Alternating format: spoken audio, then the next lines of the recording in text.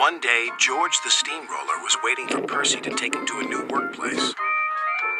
George was being rude to Rheneas and Skarloey. "You're just worn-out wheels on worn-out rails." "You need rocks for your roads," replied Skarloey, "and we're helping you." "I need to flatten little engines in the scrapyards," retorted George. Then Percy arrived to take George away. He was still rebelling. "Railways are no good.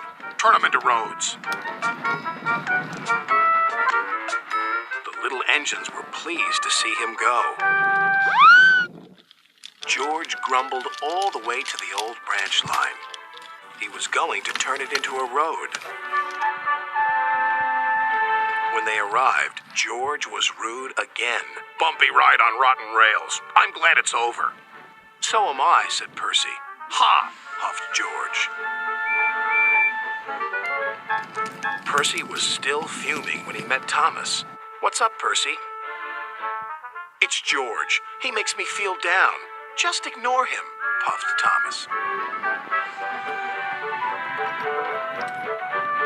George was now enjoying himself. "Ripping up rails," he chortled. "What a life!" "What do you think of this, Thomas?" Thomas took no notice. George felt insulted. "You're a useless blue puffball." But Thomas didn't hear. "I'll show him who's boss." At last, the workmen reached the level crossing. "What shall we do here?" "Tear it up, tarmac it," said George. So they did, but not properly, and George knew it.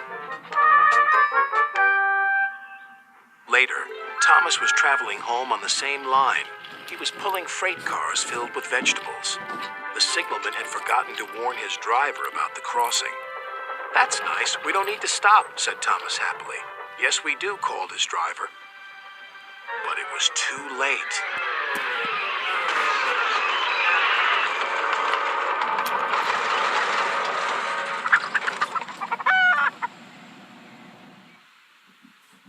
Next day, Percy told Gordon all about George. "Huh," snorted Gordon. "You're just a small engine. That's why he's rude to you. He wouldn't dare cause me any trouble." George had been taken to some yards to work. Duck arrived with a train of empty freight cars. George was blocking his way, and a car was stuck on the main line. "Let me through," demanded Duck. "You'll just have to wait," replied George. "There's no time to wait. I must clear my freight cars from the main line to let Gordon through." "Then he'll have to wait too," said George. Duck's driver went to complain to the station master, but the signalman had set the signal to allow Gordon to speed through. His passengers were singing his praises, and he was making express time. "I'm the greatest. Just watch me fly by." He whistled long and loud as he approached the station. Suddenly, he saw a freight car on the line ahead. "Get out of my way!" But the freight car wouldn't move until Gordon forced it.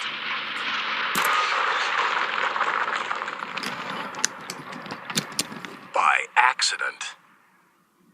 Gordon was worried that Sir Topham Hatt would be cross. He was, but not with Gordon. "Whoever caused this disturbance will have me to answer to." And he did, a few days later. "Look who's here," said Thomas. George had been found out by Sir Topham Hatt and punished. He looked miserable. "Now we'll get some peace at last," said Percy. "I want to get rolling again, but I've got to wait a whole week till I do." "And then you'll be just as rude as ever." "Eh, George?" "I hope not. Don't you?"